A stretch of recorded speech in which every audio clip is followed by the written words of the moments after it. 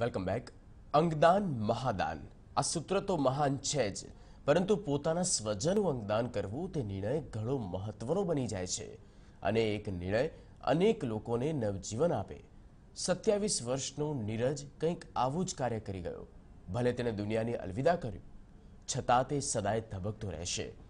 અકસ્માતથી brain dead નીરજના અંગોનું દાન કરાયું. તેનું હૃદય, કિડની અને લીવરનું દાન કરવાનો નિર્ણય પરિવારે કર્યો.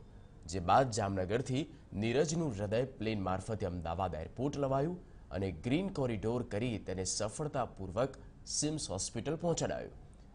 આ જ પ્રકારે નીરજની કિડની અને લીવરને પણ અમદાવાદ એરપોર્ટથી ગ્રીન કોરિડોર મારફતે અમદાવાદ સિવિલ હોસ્પિટલ પહોંચાડવામાં આવ્યું.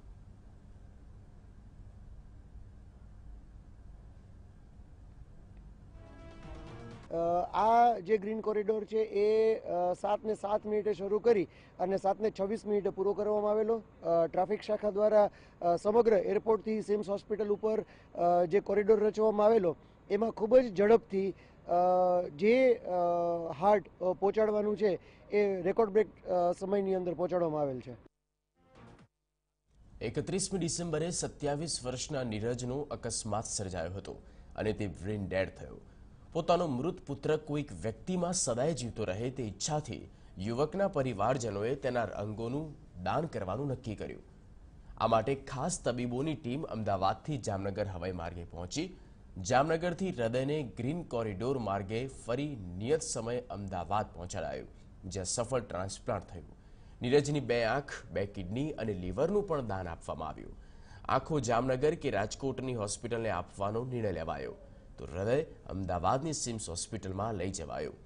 કિડની અને લીવર પણ અમદાવાદ સિવિલ હોસ્પિટલમાં લઈ જવાયા. સિવિલ હોસ્પિટલમાં રામજીભાઈ નામના દર્દીને નીરજના લીવરનું ટ્રાન્સપ્લાન્ટ કરાયું.